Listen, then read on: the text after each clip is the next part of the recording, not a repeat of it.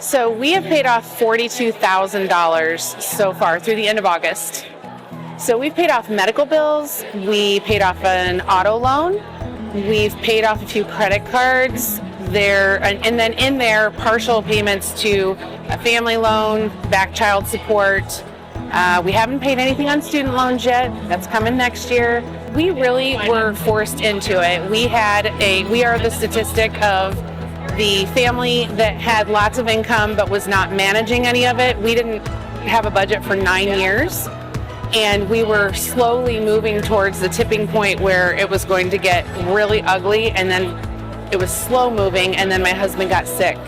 And the very first paycheck, we had nothing in the bank, no paycheck from him. We could not pay all of our debt payments.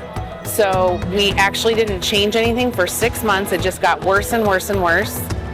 And then I had my sick and tired of being sick and tired moment where I just 7 collections calls before noon on a Saturday.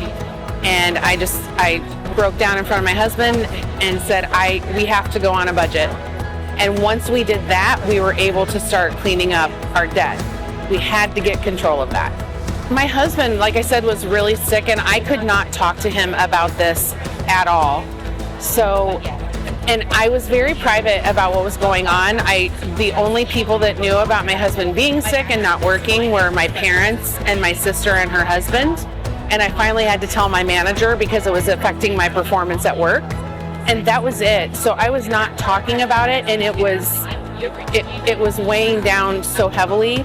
I needed an outlet. And when I had my moment in January of 2018, I went to YouTube, I went to Google and looking for Dave Ramsey stuff and found real people talking about their journeys to get out of debt. And I thought, you know what, I don't want to talk to my family about this, and I can't talk to my husband. I'm going to do this. And I literally pulled into work one morning, pulled out my phone, and just started talking. And that for 20 minutes, that was my first video. I've got a couple who email me regularly and give me updates on their progress. I've had folks tell me, like, your story is so inspiring. We had $252,000 in debt when we started. So we paid off $42,000 of that. And that's a very large amount. And people are thinking, I'm getting crushed under $80,000 in debt. How could I ever possibly do it?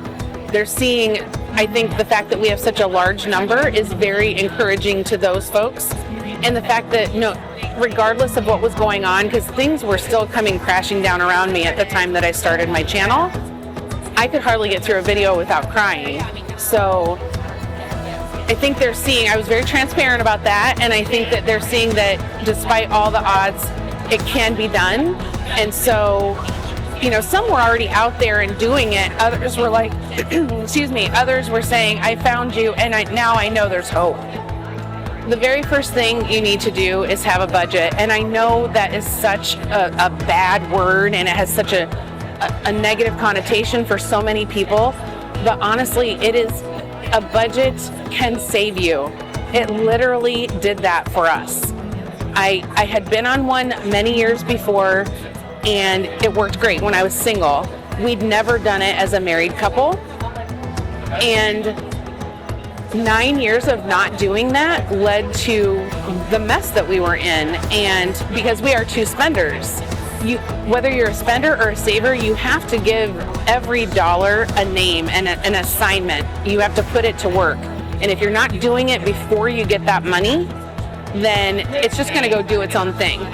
So a budget is absolutely crucial. After that point, once you get an idea, it takes a couple of months to figure out where am I actually spending my money. And once you have an idea on that, then you need to focus on how can I get my debt paid off faster? Like if you're feeling like it's going too slow, how can I throw an extra $20 on it? Okay, so then you look at your categories and you figure out, I'm not saying stop the lattes. That is such a, that's getting a bad rap these days, right?